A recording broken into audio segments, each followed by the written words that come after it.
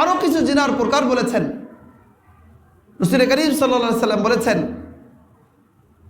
যে লিকুল্লি বনি আদম হাজ্জুম মিনাজ জিনা মুদরিকুল্লাহ মুহালা, যে বনি আদমের জন্য আল্লাহ তাআলা জিনার কিছু অংশ লিখে দিয়েছেন যা সে অবশ্যই প্রাপ্ত হয়। যে সেই প্রকারগুলো হলো যে জিনাল আইন আর নজর, যে চোখের জিনা হলো হারাম নাজায়েজ জিনিসের প্রতি দৃষ্টিপাত করা। রাস্তা দিয়ে কোনো মহিলা যদি উলঙ্গ অবস্থায়ও যায় তার পরপুরুষের জন্য চক্ষুকে নিচু করা, যে চক্ষুকে বন্ধ করা, সেই জিনিসের প্রতি না দেখা, এটা প্রত্যেক মুসলমানের জন্য ফরজ। আর যদি সে ইচ্ছাকৃতভাবে দেখে, একটা হলো যে অনিচ্ছা সে চোখ পড়ে গেছে, যে প্রথমবার মাফ, দ্বিতীয়বার মনের খায়সাতের জন্য সে যদি তাকায়, রাস্তায় সিনেমা হলের পোস্টার লাগাই দিছে তো সেটা সে দেখতেছে, ফেসবুক চালাইতেছে, সামনে একটা কিছু চলে আসলো, ওটা তো ঠেলে উঠাই দিবে, কিন্তু সেটাকে আটকাই দিল, দেখলো, এই যে জেনা করল। জিনাল আইন আর নজর, জিনাল উজুন আল ইস্তিমা, যে কানের জেনা হলো এই নাজায়েজ বিষয় শোনা, গান শুনলো, বেগানা নারীর কিন কিন আওয়াজ শুনলো, ফিস ফিস করে কথা শুনলো, পরকীয়া সম্পর্ক করলো, হারাম রিলেশন করলো, হারাম সম্পর্ক করলো, প্রেমের সম্পর্ক করলো, যে যতবার এই কান দিয়ে এই তাদের সঙ্গে কথা বলবে, কাদের দিয়ে মজা নিবে, গান শুনবে, এগুলি জিনা করলো। জিনাল ইয়াদ আল বাতশ, যে হাতের জিনা হলো ধরা, আপনি নাজায়েজ দিয়ে ধরলেন,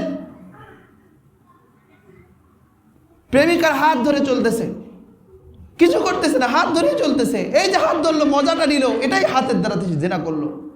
জিনার রিজিল আল মাশিউ, যে পায়ের জিনা হলো সেই পথে চলা, তার সঙ্গে দেখা করতে যাইতেছে, তো যেটাই হোক মানে তার পথে চলা, এটা পায়ের জিনা। এরকম ভাবে যে মুখের জিনা হলো চুমা দেওয়া। আল্লাহ নবী বলেন ওয়াল কলবু ইয়াহবি ওয়া তাওয়ান্না ওয়াল ফারজু ইউসাদ্দিকু আও ইউকাযযিব, যে এই অন্তর এটা তো কামনা করে আর লজ্জাস্থান সেটা মিথ্যা প্রতিপন্ন করে অথবা বাস্তবায়ন করে। তাহলে দেখেন জিনার কত প্রকার আছে।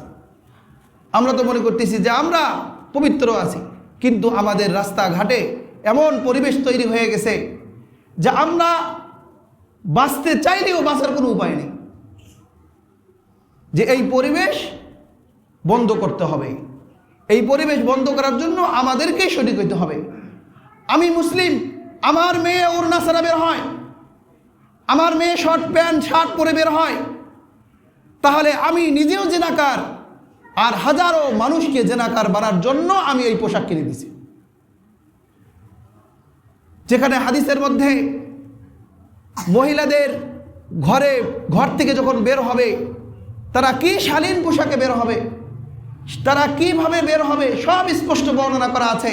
একটা নারী যদি সুগন্ধি মেখে রাস্তাকে মোহিত করে বের হয়, তাহলে হাজার মানুষের নাকে যদি ওই সুঘ্রাণ যায়, তাহলে হাজার মানুষের সঙ্গে জেনা করলে যে পরিমাণ অপরাধ, হাজার মানুষের সঙ্গে জেনা করার অপরাধ হিসেবে তার আমলনামায় লিখে দেবে, বলে নাউজুবিল্লাহ।